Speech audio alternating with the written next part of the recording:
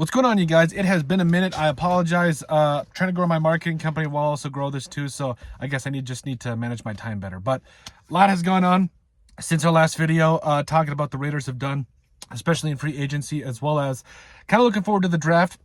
We're about a month out-ish from the Raiders picking in the 2025 NFL draft, and I'm really excited. I feel like the Raiders, especially with additions like Landon Roberts, I'm really excited about Eric Stokes. I think he can be a guy that comes in. I think that the part of the GM's job in the NFL is to look at guys in the past that maybe didn't work out for other teams and see if you can get something out of them.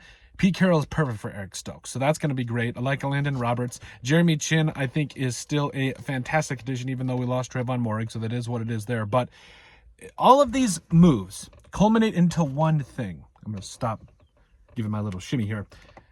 I think the Raiders are in the perfect spot heading into the draft, because we've seen teams like the Vikings, like the Eagles, the Chiefs to a degree, where they draft relatively well. They fill a lot of their needs, or a good amount of their needs, through free agency, and then they also, they re-sign players, and then they draft best player available. And we saw that with a degree last year, we saw that with the Raiders to a degree last year with Brock Bowers, where you probably could have went in a dozen different directions if you were the Raiders last year, and Brock Bowers probably wasn't on any of our radars, to be honest with you. Like that was probably the least expected thing, but it worked out. He's an all-pro tight end. Remains to be seen what's going to happen with Michael Mayer. It looks like they're keeping him around, at least for the time being. So, I mean, you got an all-pro out of it just by going BPA, which I don't think you can necessarily complain about. I think the Raiders are going to be in a similar spot here, because depending on what happens at the top end of the draft, whether they trade up, whether they stay put, whether another team trades up or stays put, I mean, nobody knows what's going to happen with the Titans, the Browns, as well as the Giants. Like, it's really a money's game at this point. But if the Raiders make it to their pick and it's just a matter of, okay, all the quarterbacks are gone, we can kind of just go from there, I don't think they have to force a pick. They can go BPA. Ashton Genty will probably be there. Mason Graham is another name as well.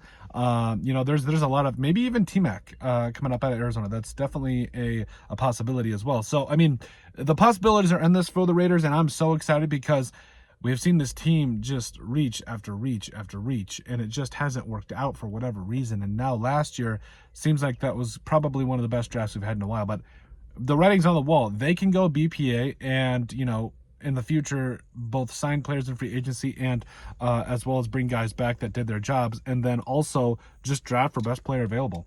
And if that's a quarterback in the second round, or maybe they trade down, fine. If there's just a deal you can't get, you can't give up, I get that too. But the Raiders are in a great spot. I think that BPA needs to be the thought here throughout the rest of the draft process. And hey, I really like what Pete Carroll and Spytek have done with this company, or with this team so far. I meant to say Pete Carroll, Spytek and company have done with this team so far, but you guys get what I'm saying. So, but let us know what you guys think about our latest Raiders rant. Hey, BPA, and we'll go from there. Make sure you guys like, comment, and subscribe down below, and we'll see you in the next video.